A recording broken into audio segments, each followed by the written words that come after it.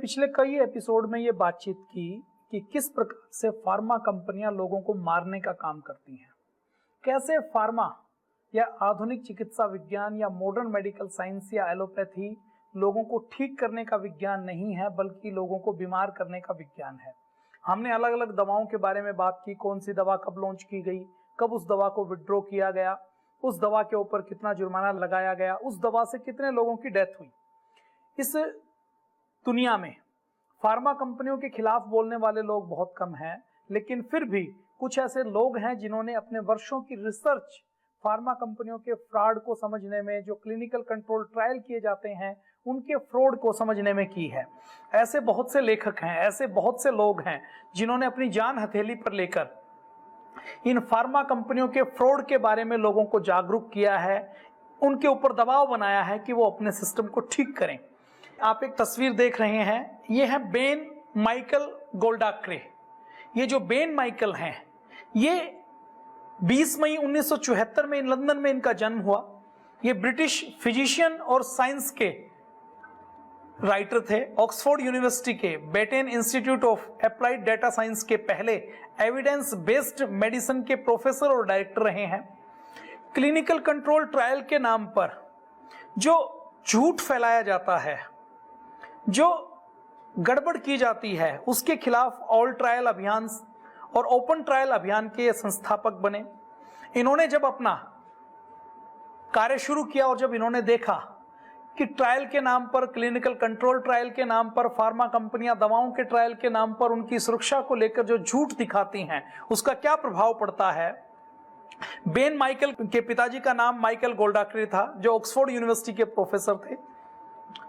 गोल्डाक्रे the guardian में bad science के नाम से 2003 से लेकर 2011 तक उन्होंने लगातार फार्मा कंपनियों की पोल खोलने का काम किया। लगातार उन्होंने लेख लिखे और लेख लिखते हुए उन्होंने बताया कि किस प्रकार से जिस दवा को हम बहुत सुरक्षित समझकर खाते हैं, वो दवा कितनी सुरक्षित होती है और उसके कितने बड़े बड़े नुकसान होते हैं। उन्होंने एक पुस्तक लिखी जिस पुस्तक का नाम है बैड फार्मा, आज जिसके बारे में हम बातचीत करने वाले हैं। और इन्होंने एक दूसरी पुस्तक भी लिखी, बैड साइंस। वो कहते हैं ये जो विज्ञान के नाम पर अज्ञान है, ये जो बैड साइंस है, ये साइंस लोगों को मारने का साइंस है, धोखा करने का साइंस है, बीमार करने का साइंस है। और ये जितने फार्मा कंपनियां हैं, ये फार्मा कंपनियों का काम लोगों को स्वास्थ्य देना नहीं है। लोगों को स्वास्थ्य देने के स्थान पर लोगों को बीमार करने का काम ये फार्मा कंपनियां करती हैं। ये जो आज हम बैड फार्मा बुक की बात करेंगे, चिकित्सा के क्षेत्र में क्या क्या समस्याएं हैं उसकी बात करती हैं डॉक्टर बेन। इसमें बहुत डिटेल में बताते हैं कि जो फार्मा कंपनीज जो दवाओं के ऊपर रिसर्च करती हैं, उसके केवल अच्छे परिणामों को ही प्रकाशित करते हैं। मान लीजिए फार्मा कंपनी ने 10 दवाओं के ऊपर काम करना शुरू किया, 8-9 दवाएं ऐसी थी जिनका उन्होंने ट्रायल किया, और ट्रायल करते हुए जिन लोगों को किसी बीमारी के लिए वो दवा दी गई तो उनकी बीमारी दूर नहीं हुई बल्कि बीमारी बढ़ गई। उनमें से बहुत से लोगों की डेथ हो गई। और केवल एक ट्रायल ऐसा हुआ जिसमें उस बीमारी की दवा के कुछ लाभ दिखाई दिए, तो वो नो ट्रायल वो प्रकाशित नहीं करेंगे, उनके बारे में कोई चर्चा नहीं करेंगे जिससे नुकसान हुआ। वो केवल उसी दवा के उस खास ट्रायल की चर्चा करेंगे जिसमें लोगों को लाभ दिखाई दिया, जिसमें लोगों को लाभ मिला। तो डॉक्टर बेन ये कहते हैं कि कंपनियां इसमें बहुत बड़ा फ्रॉड करती हैं और केवल अच्छे परिणामों को ही प्रकाशित करती हैं, गलत परिणामों को प्रकाशित करने का काम नहीं करती। डॉक्टर बेन कहते हैं कि मैंने जो इस बुक में लिखा है उसको यदि मरीज और उसके घर वालों को पता लग जाए तो वो बहुत गुस्से में आ जाएंगे। और तो और वो कहते हैं कि देश की जनता, दुनिया की जनता जो फार्मा कंपनियों में अपना पूरा भरोसा रखती है, उनको यदि ये पता लग जाए कि फार्मा कंपनियों ने उनके साथ क्या किया। ये बताया जाता है, सिखाया जाता है कि हम पहले क्लिनिकल कंट्रोल ट्रायल करते हैं, एविडेंस रखते हैं, एविडेंस और क्लिनिकल कंट्रोल ट्रायल के आधार पर ही हम कोई रिसर्च करते हैं और रिसर्च के परिणामों के आधार पर ही दवा बनाई जाती है। और जो दवा आप खा रहे हैं वो पूरी तरह से सुरक्षित है, उस दवा का कोई नुकसान नहीं है। और आप आंख बंद करके डॉक्टर के ऊपर भरोसा करते हैं, डॉक्टर की जो हैंडराइटिंग है उसमें वो जो दवा लिखता है उसके ऊपर भरोसा करते हैं। फिर डॉक्टर के बाहर निकलकर केमिस्ट जो आपको दवा देता है उस दवा के ऊपर आप भरोसा करते हैं, वो दवा कैसे बनी है इसके ऊपर आप भरोसा करते हैं, और दवा आपको लाभ करेगी इसके ऊपर आप पूरा विश्वास करते हैं। लेकिन आप कल्पना कीजिए कि जिस ट्रायल के आधार पर वो दवा बनाई गई है वो ट्रायल गलत था, वो ट्रायल झूठा था, वो उस ट्रायल के अंदर फेरबदल किया गया था, तो आपको क्या महसूस होगा? हम ये सोचते हैं, हमें ये लगता है कि डॉक्टर इन दवाओं का जो रिसर्च हुआ है उस रिसर्च पेपर को देखकर आपको दवा लिखता होगा, लेकिन ये सच नहीं है। डॉक्टर जो दवा लिखता है एमबीबीएस करने के बाद जो इस देश का सबसे अच्छा ब्रेन है वो डॉक्टर बनता है, 6 साल की 7 साल की पढ़ाई करता है, मोटी मोटी पुस्तकें याद करता है, ह्यूमन बॉडी एनाटॉमी और फिजियोलॉजी को समझता है, लेकिन जब वो दवाई लिखता है तो दवाई लिखवाने का काम कौन करता है? एक ऐसा सेल्समैन उससे दवा लिखवाता है जो 12वीं फेल है। वो बताता है कि हमारी कंपनी ने ये दवा लॉन्च की है और हमारी कंपनी का ये दावा है कि ये दवा इस बीमारी को ठीक करती है, और फिर अगली बात वो बताता है कि आप इतनी सेल करेंगे तो आपको इतना कमीशन दिया जाएगा। इस आधार पर वो डॉक्टर आपको दवा लिखता है। डॉक्टर उस दवा के बारे में रिसर्च पेपर को पढ़े इतना उस डॉक्टर के पास समय नहीं है।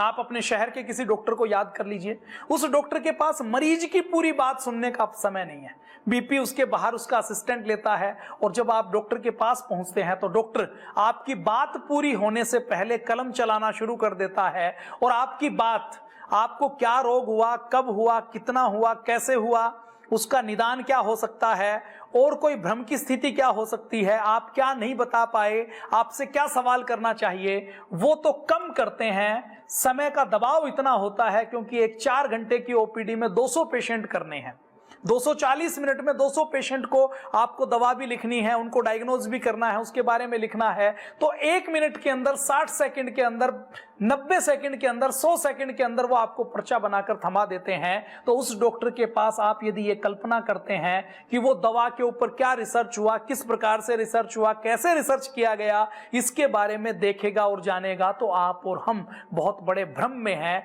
और हर इलाज करवाने वाला व्यक्ति, हर मरीज और मरीज का परिजन और इस देश व दुनिया की मॉडर्न मेडिकल साइंस को प्रयोग करने वाले सारे लोग इसी भ्रम में हैं।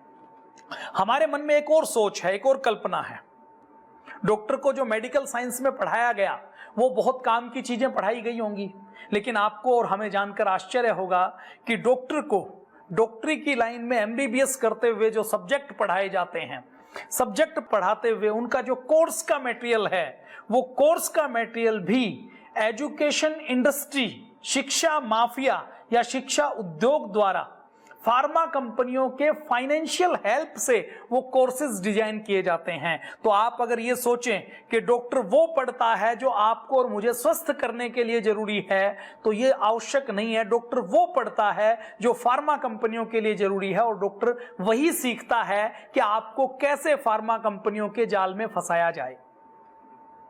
हम लोग दूसरी कल्पना क्या करते हैं कि हमारे देश में सरकार है, अमेरिका में एफडीए है, यूके में एक और संस्था बनी हुई है, तो हमारे देश में यदि कोई दवा बिक रही है और यदि वो केमिस्ट के स्टोर पर बिक रही है, उसके ऊपर जीएसटी लग रहा है, उसका पक्का बिल मिल रहा है, तो उस कंपनी ने अपने सरकार की किसी एजेंसी से, किसी नियामक एजेंसी से ऑथराइज किया होगा। वो ऑथराइज करने वाली एजेंसी ने इसकी पूरी जांच की होगी कि ये दवा ठीक है या नहीं है, दवा का ट्रायल ठीक है या नहीं है, दवा ठीक से बनी या नहीं बनी, दवा की पैकेजिंग ठीक हुई या नहीं हुई है, दवा एक्सपायरी डेट से पहले है तो ठीक ही होगी। हम ये कल्पना करते हैं कि इस देश के अंदर बहुत बड़ा कोई विभाग होगा, हर देश के अंदर ऐसे विभाग होंगे जो ये देखरेख करें कि दवा जो हम खा रहे हैं वो दवा बहुत अच्छी हो। लेकिन आपको जानकर आश्चर्य होगा कि भारत की बात तो छोड़ दीजिए, बांग्लादेश की बात छोड़ दीजिए, श्रीलंका की बात छोड़ दीजिए, एशिया के किसी दूसरे देश की बात छोड़ दीजिए, मैंने पहले के एपिसोड में आपको खूब बताया है कि स्टेट और सेंटर के पास बहुत सी ऐसी दवाओं का उनकी टेस्टिंग करने के लिए निर्धारित आवश्यक लैब नहीं है। रेंटिडीन का मैंने आपको एग्जाम्पल दिया था, एंटासिड है, रेंटेक, जेंटेक, रेंटिडाइन नाम का जो साल्ट है, उसके अंदर समय के साथ एनडीएमए पैदा होता है। अमेरिका की एफडीए ने जब देखा कि इससे कैंसर पैदा होता है तो भारत की सरकार को चिट्ठी लिखी कि आपके यहाँ ये जो रेंटिडीन बिक रही है इसके ऊपर रोक लगाई जाए। तो भारत की सरकार ने सेंट्रल एजेंसी ने स्टेट गवर्नमेंट को चिट्ठी लिख दी, स्टेट नियामक एजेंसी को, कि आप जांच कर लो, रेंटिडिन से कैंसर हो सकता है, इसके अंदर एनडीएमए पैदा होता है। और कमाल की बात देखिए, देश की अधिकांश स्टेट नियामक एजेंसियों के पास, राज्यों की जांच एजेंसियों के पास, कंट्रोल करने वाली एजेंसियों के पास कोई ऐसी मशीन नहीं है कि वो एनडीएमए की जांच कर ले। तो ऐसी स्थिति है कि नियामक ना दवाओं की जांच करते, ना उनके पास फैसिलिटी होती, ना उनके पास मैन पावर होती। वो केवल जो फार्मा कंपनियां उनको जो डाटा देती हैं उसी डाटा के ऊपर निर्भर रहती हैं और उसी डाटा के ऊपर काम करती हैं, और जो एप्लीकेशन लग जाती है उस दवा को वो मंजूरी दे देती हैं। तो आप यदि ये कल्पना करते हैं कि सरकार का कोई विभाग आपके स्वास्थ्य की रक्षा कर लेगा, तो आप बहुत बड़े भ्रम में हैं और षड्यंत्र में हैं। अब नियामक एजेंसियों को जो फार्मा कंपनियां डाटा देती हैं, वो नियामक एजेंसियों को भी, कंट्रोल करने वाली एजेंसीज को भी वो डाटा नहीं देती जिससे दवा का कोई साइड इफेक्ट हो, दवा का कोई दुष्प्रभाव हो, या दवा का कोई प्रभाव नहीं हो तो भी वो डाटा छुपा लिया जाता है, उनको भी कंट्रोल करके डाटा दिया जाता है। दूसरे शब्दों में कहें तो ये जो चिकित्सा की पूरी इमारत है, ये रेत के महल पर खड़ी है। आधुनिक चिकित्सा विज्ञान की, मॉडर्न मेडिकल साइंस की, एलोपैथी की पूरी इमारत केवल रेत के महल पर खड़ी है, और इस इमारत के आधार पर कोई भी अच्छा भवन निर्माण नहीं हो सकता, देश व दुनिया के करोड़ों लोगों के स्वास्थ्य का निर्माण नहीं हो सकता। इस चिकित्सा विज्ञान में जो निर्णय लिए जाते हैं और जिन सबूतों का, जिन रिसर्च का, जिन ट्रायल का प्रयोग किया जाता है, उनके बारे में डॉक्टर बेन ये कहते हैं कि ये बहुत निराशाजनक है, ये व्यवस्थित रूप से विकृत है। मतलब ये जो सारा सिस्टम है, ये जो सारा ढांचा है, ये पूरी तरह से विकृत है, और इसके अंदर इस सिस्टम से निकलकर मानव को स्वास्थ्य नहीं मिल सकता, इससे किसी को हेल्थ नहीं मिल सकती। वो आगे कहते हैं कि मरीज के मांस का, रक्त का, इनके जो सैंपल लेने का काम करते हैं, तो इससे सैंपल लेते हुए इससे कोई दवा नहीं बनती, बल्कि ये डाटा का उपयोग करके मरीज को परेशान करने का, मारने का और बीमारी को बढ़ाने का काम करते हैं। दवा का परीक्षण किन लोगों द्वारा किया जाता है? जो उनका निर्माण करते हैं। खराब डिजाइन वाले ऐसे ट्रायल जिनका डिजाइन ही खराब है। अब डिजाइन कैसे हैं आप देखिए। अब जैसे सिगरेट के ऊपर ट्रायल करना है तो कोई फार्मा कंपनी कैसे ट्रायल करेगी? वो कहेगी कि हमने 20 लोगों का, 50 लोगों का एक ग्रुप लिया, उनको हमने सिगरेट पिलाई, और सिगरेट पिलाने के बाद किसी को भी हमने 10 दिन तक लगातार सिगरेट पिलाई, और 10 दिन के बाद सबके फेफड़े चेक किए, किसी को टीबी नहीं हुई, किसी को कैंसर नहीं हुआ, किसी को दमा अस्थमा नहीं हुआ, तो इसका मतलब सिगरेट सेफ है। और मैं आपको 1970 के दशक से पहले की बात बताऊं तो ऐसे दूसरे देशों में डॉक्टर रहे हैं जो रिसर्च पेपर छापकर तंबाकू इंडस्ट्री के आधार पर यह कहते थे कि सिगरेट पीने से बीमारियां ठीक होती हैं, सिगरेट पीने से कैंसर होता है, सिगरेट पीने से बीमारियां होती हैं। यह पता कब लगा? यह पता लगा 70 साल बाद, 50 साल बाद, जब सिगरेट बनाने वाली कंपनियों ने अरबों खरबों डॉलर अपनी जेबों में ठूस ठूस कर भर लिए। क्यों? क्योंकि उनको सिगरेट के नुकसान नहीं बताने थे, फायदे बताने थे। नुकसान बताने वाला कोई व्यक्ति नहीं था, उसके पास कोई प्रमाण नहीं था, कोई रिसर्च नहीं थी, लेकिन फायदे बताने के लिए उनके पास रिसर्च थी कि हमने 50 लोगों को 1 महीने तक सिगरेट पिलाई और उनके फेफड़ों में कोई कैंसर नहीं हुआ, कोई बीमारी नहीं हुई। तो ऐसी रिसर्च की जाती है। अब आप कल्पना करके देखिए कि यदि ऐसे रिसर्च के डिजाइन है, तो इन रिसर्च के डिजाइन से जो दवा बनेगी वो आपके लिए सिगरेट की तरह, शराब की तरह, अफीम की तरह, चरस की तरह, कोकीन की तरह, हेरोइन की तरह, साइनाइड की तरह आपके लिए हानिकारक हो सकती है। इनके जितने ट्रायल हैं, इनका डिजाइन खराब है। इनका जो ट्रायल होता है, क्लिनिकल कंट्रोल ट्रायल जिसको बोलते हैं, वो कहते हैं, डॉक्टर बेन कहते हैं कि निराशाजनक रूप से, जैसे कोई स्टेटिन नाम की, कोलेस्ट्रॉल की, बीपी की, डायबिटीज की दवा खिलानी है कई करोड़ लोगों को। वैसे भारत में 100 करोड़ लोगों को कोई दवा खिलानी है, लेकिन उसका ट्रायल कितने लोगों पर होगा? 100, 200, 500 लोगों के ऊपर उसका ट्रायल कर दिया जाएगा। कई बार जो रोगी लिए जाते हैं, जिनके ऊपर ट्रायल किया जाता है, वो ठीक रिप्रेजेंटेटिव नहीं होते। माना जिस बीमारी के लिए ट्रायल करना है, उस बीमारी के लिए वो बहुत अच्छे मॉडल नहीं होते। अलग अलग तकनीकों का प्रयोग करके विश्लेषण किया जाता है, और तकनीकों का विश्लेषण करके डाटा में ऐसी हेराफेरी की जाती है, जो परसेंटेज निकाला जाता है उसमें ऐसी हेराफेरी की जाती है कि आम आदमी को यह लगता है कि मुझे तो बीमारी होने की संभावना है और मैं इससे ही बच सकता हूं। डाटा में हेरफेर की जाती है। और कई बार जब उपचार करते हैं तो उपचार में जो लाभ होता है, उस लाभ को बहुत बढ़ा चढ़ाकर पेश किया जाता है। आश्चर्य की बात है कि ये परीक्षण ऐसे परिणाम देते हैं, और ये जितने परिणाम होते हैं, डॉक्टर बेन ये कहते हैं कि ये परिणाम वही होते हैं जो फार्मा कंपनियां चाहती हैं। ये परीक्षण के परिणाम, ट्रायल के परिणाम जो कंपनी को पसंद नहीं आता, तो कंपनी को, फार्मा कंपनी को यह अधिकार है कि वो कोई ट्रायल करे और उस ट्रायल में कोई नेगेटिव रिपोर्ट आ जाए तो उस नेगेटिव रिपोर्ट को वो हाइड कर सकती है। उसको कोई जरूरत नहीं है कहीं पब्लिश करने की, किसी को दिखाने की। मान लीजिए एक दवा बनाते बनाते उस दवा से नुकसान के कुछ ट्रायल आए, उसके डाटा आए, तो उस डाटा को वो हाइड कर सकती है, केवल फायदे के डाटा को आगे रख सकती है। और किसी दवा के वास्तविक प्रभाव क्या है, अगर आधे हानिकारक प्रभावों को छुपा लिया जाए और केवल लाभदायक प्रभावों को, ट्रायल्स को सामने रखा जाए, तो उसके जो ठीक प्रभाव हैं उसकी तस्वीर कभी भी मरीज के सामने नहीं आ सकती। जो नियामक एजेंसी हैं वो क्लिनिकल कंट्रोल ट्रायल का डाटा देखते हैं, लेकिन नियामक एजेंसी के साथ साथ अगर उस डाटा को कोई डॉक्टर, कोई रोगी और सरकार की कोई नियामक एजेंसी के अलावा कोई दूसरी एजेंसी देखना चाहे, तो कई बार ये फार्मा कंपनियां इतना ताना बाना बुनती हैं कि उन दूसरी गवर्नमेंट की एक दूसरी एजेंसी के पास तक भी उस डाटा की जो वो प्रकाशित करते हैं उसका भी एक्सेस नहीं होता। आगे डॉक्टर बेन क्या कहते हैं कि मेडिकल स्कूल छोड़ने के और अपने 40 साल की प्रैक्टिस में डॉक्टर सेल्स रिप्रेजेंटेटिव सहकर्मियों और पत्रिकाओं में, जो विज्ञान की पत्रिकाएं जिसको रिसर्च मैगजीन बोलते हैं, उनसे मौखिक परंपराओं के माध्यम से क्या काम करते हैं कि जो वो कह दें उसके ऊपर आंख बंद करके यकीन कर लेते हैं कि मेरे सहकर्मी ने कहा है, मेरे किसी सीनियर ने कहा है, सेल्स रिप्रेजेंटेटिव ने कहा है, या किसी मैगजीन में कोई आर्टिकल छपवा दिया। जैसे आप टीवी के ऊपर ऐड देखते हैं कि किसी को सिर दर्द हुआ है तो ये फला दवा खा लो तो वो ठीक हो जाएगा, ये कायम चूर्ण खा लो, ये चूर्ण खा लो।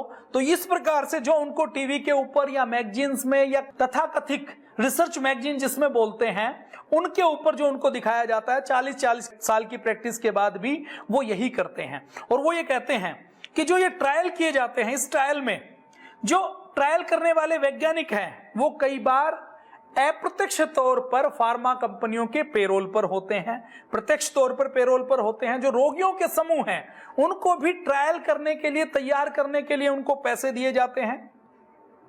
और बहुत से लोग ऐसे हैं जो फ्री रिसर्च करने की बात करते हैं, स्वतंत्र रिसर्च करने की बात करते हैं, लेकिन जब उनका पता लगाया जाता है तो यह पता लगता है कि वो अप्रत्यक्ष तौर पर अपनी पत्नी को किसी फार्मा कंपनी में कंसल्टेंट के रूप में, फार्मा कंपनी में स्पीकर के रूप में, फार्मा कंपनी के किसी सेमिनार में, किसी और कमेटी में एक्सपर्ट के रूप में लाखों डॉलर एक दूसरे किसी नाम से लेते हैं और उसके बदले में फार्मा कंपनियों को दूसरे तरीके से लाभ पहुंचाने का काम करते हैं।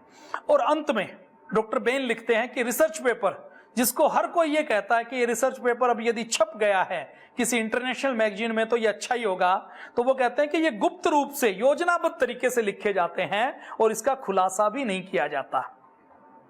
कभी कभी वो कहते हैं कि जो जितने भी रिसर्च जर्नल हैं उनका स्वामित्व ही किसी दवा कंपनी के पास होता है। वो आगे कहते हैं कि चिकित्सा के क्षेत्र में सबसे महत्वपूर्ण और स्थायी समस्याओं के लिए हमें नहीं पता कि इलाज क्या है।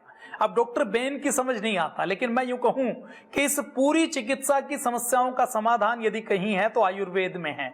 जो आयुर्वेद का पहला सिद्धांत है कि चिकित्सा वही करे जिसे सेवा करनी हो, जिसे धंधा करना हो, जिसे बिजनेस करना हो, जिसे धन कमाना हो, जिसे अरबपति बनना हो, वो चिकित्सा के व्यवसाय में नहीं आता। अभी हो क्या रहा है कि फार्मा कंपनी हर डॉक्टर को ये कहती है कि अगर हॉस्पिटल बनाना है तो लोन लेना पड़ेगा, लोन लेना है तो गलत ऑपरेशन करने पड़ेंगे, लोन चुकाना है तो उसके लिए गलत स्लिप प्रेस्क्रिप्शन बनानी पड़ेगी, कमीशन वाली दवा लिखनी पड़ेगी, जांच में पैसा खाना पड़ेगा। तो डॉक्टर बेन को नहीं पता, लेकिन हम यदि कहें तो उसका समाधान केवल योग आयुर्वेद के रास्ते में है। डॉक्टर बेन आगे कहते हैं कि हम यदि ये कल्पना करें कि बिना किसी वित्तीय सहायता के या बिना किसी फार्मा कंपनी के कोई रिसर्च हो सकती है क्या, तो वैसी कोई रिसर्च नहीं हो सकती। अब किसी चीज की यदि कोई दवा नहीं बन सकती, उससे हजारों डॉलर कमाए नहीं जा सकते, तो उसके बारे में कोई रिसर्च नहीं करेगा। आप जैसे गिलोय से मान लीजिए आप 100 बीमारियां ठीक कर सकते हैं और गिलोय आपके घर के गमले में है, तुलसी से आप 100 बीमारियां ठीक कर सकते हैं। तुलसी आपके घर के गमले में है। आप अजवाइन से, आप लौंग से, आप इलायची से, आप काली मिर्च से, आप मेथी दाना से, आप तेज पत्ते से, आप जीरे से, आप धनिये से, आप घर के आसपास मिलने वाली वनस्पतियों से, जड़ी बूटियों से, पेड़ों से, पौधे से, नीम से, हल्दी से आप अपना इलाज कर लेंगे तो ये आपके घर में है। इसको पैक करके दवा नहीं बन सकती। तो इनके क्या लाभ हैं, इसकी कोई ट्रायल कभी कोई नहीं करेगा, इसके कोई परिणाम कोई नहीं देगा, इसके लाभ के बारे में क्यों कोई नहीं बताएगा। क्यों?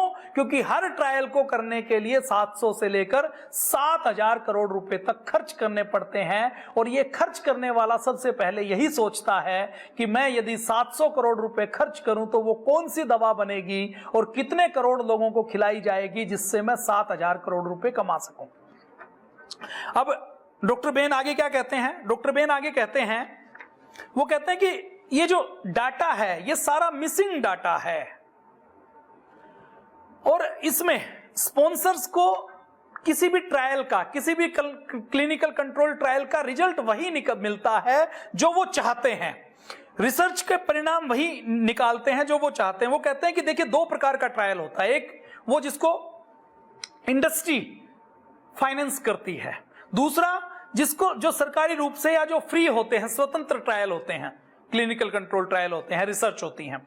तो वो कहते हैं 2010 में हार्वर्ड और टोरंटो के 3 शोधकर्ताओं ने अपने जितने सभी ट्रायल हैं उन ट्रायल्स के जो दवा के 5 प्रमुख वर्गों को, एंटी डिप्रेसेंट, अल्सर की ड्रग और दूसरी ड्रग्स को का एनालिसिस किया तो उन्होंने ये पाया कि ये जो क्लिनिकल कंट्रोल ट्रायल के जो डाटा हैं वो कितने पॉजिटिव और कितने नेगेटिव हैं। तो उन्होंने पाया कि 500 परीक्षण उन्होंने देखा जो ट्रायल फार्मा कंपनियों ने किए थे, उन फार्मा कंपनियों के ट्रायल के 85% डाटा और रिजल्ट पॉजिटिव थे, दवा के पक्ष में थे। और जो ट्रायल सरकारी यूनिवर्सिटी में हुए, फ्री हुए, जिसके पीछे कोई फार्मा कंपनी नहीं थी, कोई इंडस्ट्री नहीं थी, उन परीक्षणों में केवल 50% ट्रायल ही, उस रिसर्च के डाटा ही सकारात्मक थे, बाकी सब नकारात्मक थे। 2007 में शोधकर्ताओं ने स्टेटिन, ये जो कोलेस्ट्रॉल को कम करने वाली जो दवाएं होती हैं इनको स्टेटिन कहा जाता है, इनको जो दिल का दौरा कम करती हैं, ये बहुत लिखनी शुरू की कि सबको कोलेस्ट्रॉल बढ़ रहा है, सबको स्टेटिन की जरूरत है। तो उन हार्वर्ड और टोरंटो के 3 रिसर्चर ने इसके ऊपर 192 इसके ऊपर परीक्षण मिले, ट्रायल मिले। उसमें एक स्टेटिन की दूसरे स्टेटिन के साथ तुलना की गई थी या दूसरे उपचार के साथ स्टेटिन की तुलना की गई थी और सबने यह बताया था कि ये स्टेटिन बहुत लाभकारी हैं। जब उन्होंने रिसर्च की तो यह पाया कि जो दवा आपको एमबीबीएस एमडी डॉक्टर लिखता है उसमें जो ट्रायल किए जाते हैं वो ट्रायल यदि फार्मा कंपनियों द्वारा किए गए हैं तो उस ट्रायल में 20 गुना ज्यादा वो सकारात्मक परिणाम देते हैं। मतलब फार्मा कंपनियों के 20 ट्रायल यदि ये कहते हैं कि ये दवा बहुत अच्छी है, इसके लाभ हैं, तो स्वतंत्र ट्रायल करने वालों का केवल एक परिणाम ये कहता है कि ये दवा अच्छी है। तो ये मैंने थोड़ी सी आपके सामने बात रखी कि किस प्रकार से फार्मा कंपनियां डाटा को हटाती हैं, डाटा को हाइड करती हैं, मिसिंग डाटा करती हैं, डाटा में मैनिपुलेशन करती हैं, पेरोल पर रखती हैं। और हम ये सोचते हैं कि दवा हम जो देख रहे हैं इसका ट्रायल बहुत अच्छे से हुआ होगा, वो अच्छे से ट्रायल नहीं होते। उस ट्रायल के अंदर बहुत ज्यादा घालमेल की जाती है और बहुत से ऐसे भी ट्रायल हुए हैं जिसमें एक दवा का मैं आपके सामने अगर एग्जाम्पल दूं तो एक दवा है रिबोक्सेटिन, ये डिप्रेशन की दवा है और इस दवा को प्रेस्क्राइब खूब किया गया, डॉक्टरों ने खूब बनाया, ट्रायल का डाटा इसको दिया गया। ये डॉक्टर बेन ये कहते हैं कि मैंने खुद इस दवा को पेशेंट को लिखा है और पूरी देश में ये दवा को खूब लिखा जाता था। मैंने इसका ट्रायल देखा तो ट्रायल भी बहुत अच्छा था। कितना अच्छा था कि ये दवा प्लेसिबो से बहुत अच्छी है और ये दवा एंटी डिप्रेसेंट के रूप में दूसरी दवाओं से बहुत अच्छी है। जो यूके की medicine and health care product regulating agency है MHRA, उसने इसको अप्रूव किया और वो कहते हैं कि हम इस दवा के बारे में खूब लिखते थे। खूब लिखने के बाद कई साल बाद 2010 में कुछ रिसर्चर ने सोचा कि इसके सारे जितने भी ट्रायल हुए हैं उन ट्रायल को देखा जाए। उन्होंने सारी एकेडमिक मैगजीन्स के अंदर खोज करके जो इसको बनाने वाले थे उनसे डाटा लिया, जो यूके का कानून है उसका प्रयोग किया, अलग अलग जो अप्रूवल देने वाली एजेंसी है वहां से पूरा डाटा उठाया और सारे डाटा को इकट्ठा करवाकर जब उन्होंने इसके ट्रायल को प्रकाशित किया तो उनकी आंखें खुल गई कि ये जो दवा जिसको हम ये मानते थे कि ये दवा डिप्रेशन के लिए बहुत अच्छी है, वो दवा प्लेसिबो की तुलना में रिबोक्सिटोन के 7 ट्रायल किए गए थे, 254 रोगियों में से केवल 1 में पॉजिटिव परिणाम था, बाकी 253 लोगों को इस दवा से 1% भी लाभ नहीं हुआ। लेकिन इस दवा के इस परिणाम को छुपा लिया गया और केवल वही परिणाम दिखाए गए जिसमें इनको दूसरी प्लेसिबो से और दूसरी दवाओं से बहुत बेहतर बताया गया था। वो आगे ये कहते हैं कि 6 और परीक्षण किए गए जिसमें लगभग 10 गुना अधिक रोगियों में उन सभी ने दिखाया कि ये जो रिबोक्सिटोन है जिसको रोगी ये समझकर खाता है महंगी दवा को कि ये उसको ठीक करेगी, वो कहता है ये चीनी से बनी हुई गोली से कतई बेहतर नहीं थी, बल्कि इसके कुछ ना कुछ साइड इफेक्ट थे। और इसका जो परीक्षण किया गया 1657 लोगों के ऊपर परीक्षण किया गया, उनका डाटा ठीक नहीं था तो कंपनी ने वो डाटा नहीं दिखाया और 507 रोगियों को जिनका डाटा किसी तरह मैनिपुलेट करके दूसरे रोगियों से, दूसरे एंटी डिप्रेसेंट से अच्छा था, केवल वही डाटा दिखाया गया। तो आप इस एक एग्जाम्पल से समझ सकते हैं कि जितना नेगेटिव डाटा को जिससे नुकसान होता है उसको हाइड कर दिया जाता है और केवल पॉजिटिव डाटा को जिससे फार्मा कंपनियों का लाभ है उसी डाटा को दिखाया जाता है, उसी डाटा को बताया जाता है। ऐसे ही एक 6 वॉलंटियर्स के ऊपर लंदन में एक ट्रायल किया गया, TGN 1412 नाम की एक दवा लॉन्च की गई। उस दवा को जैसे ही दिया गया, देते ही सभी रोगियों के सिर में दर्द हो गया, मांसपेशियों में दर्द हो गया, बेचैनी हो गई, शरीर का तापमान बढ़ गया, बीपी कम हो गया, धड़कनें तेज हो गई, सांस फेल होनी शुरू हो गई, ब्लड के अंदर ऑक्सीजन का लेवल कम हो गया, फेफड़ों के अंदर लिक्विड भर गया। और 6 रोगियों में जैसे ही एक दवा का ट्रायल के नाम पर उनको एक दवा दी गई, ये सारे परिणाम आए, सांस लेना बंद कर दिया, आईसीयू में उनको वेंटिलेटर पर डालना लगा। एक दिन के अंदर विनाशकारी रूप से 6 ट्रायल करने वाले रोगियों को जब नुकसान हुआ, कुछ के शरीर के अंदर से पेशाब बनना बंद हो गया, उनको डायलिसिस के ऊपर रखा गया, उनका खून बदला गया, उनका प्लाज्मा, प्लेटलेट्स, RBC सब बदली गई, एक को निमोनिया हो गया, किसी की उंगली लाल हो गई, भूरी हो गई, काली हो गई, सड़ने लगे, मरने लगे। डॉक्टरों ने स्टीरॉयड, एंटीहिस्टामाइन, प्रतिरक्षा प्रणाली के रिसेप्टर ब्लॉकर्स आदि सब दिए और सब देने के बाद उनको किसी तरह बचाया गया। लेकिन डॉक्टर बेन ये कहते हैं कि इस खराब ट्रायल में जिसमें एक दवा से ऐसे 6 रोगियों को 1 घंटे के अंदर इतना गंभीर साइड इफेक्ट हुआ, उस दवा के परिणामों को ना उस साल किसी मैगजीन में प्रकाशित किया गया ताकि वो रिपीट होकर किसी दूसरे को नुकसान ना हो, ना उसके 5 साल बाद किया गया और ना उसके 10 साल बाद उन परीक्षा के उन ट्रायल के परिणामों को कहीं भी प्रकाशित किया गया। तो आप देखिए कि किसी दवा का प्रयोग करते हुए किसी साल्ट ने यदि कोई नुकसान दिखाया तो उसकी चर्चा आपको कहीं नहीं मिलेगी, लेकिन उस साल्ट से किसी एक को प्लेसिबो के मुकाबले भी लाभ हो जाता है तो उसका अप्रूवल ले लिया जाता है और उसको लॉन्च कर दिया गया जाता है। एंटी रिदेमेटिक दवा, एक दिल का दौरा जिनको पड़ता है, दिल के दौरे की धड़कन को ठीक करने के लिए एक दवा लॉन्च की गई थी, लार्केनाइड। इस लार्केनाइड दवा को लाखों लोगों को खिलाया गया। जिनको भी दिल का दौरा पड़ता था डॉक्टर लार्केनाइड तो उनको लिख ही देता था। जब बाद में पता किया गया तो ये पता लगाया कि ये जो लार्केनाइड है इसका जो ट्रायल किया गया तो इसके जो रियल ट्रायल में, क्लिनिकल कंट्रोल ट्रायल में 48 में से 9 लोगों की मृत्यु हो गई थी और ट्रायल करते हुए जिन एक ग्रुप को प्लेसिबो दी गई थी उस प्लेसिबो में 47 लोगों में से केवल 1 मरा था। मतलब वो दवा नहीं खाते तो वो 9 लोग बच सकते थे, लेकिन फिर भी इस दवा को वर्षों तक खिलाया जाता रहा। बाद में जब साइड इफेक्ट पता लगे तो इस दवा के ऊपर बैन लगाया गया। चलिए आज के लिए इतना ही, फिर हम बात करेंगे किसी और लेखक के बारे में जिसने इस फार्मा उद्योग की पोल खोलते हुए पुस्तक लिखी। आप इसको शेयर जरूर करें, दूसरों को जरूर बताएं। जय हिंद, वंदे मातरम, भारत माता की जय।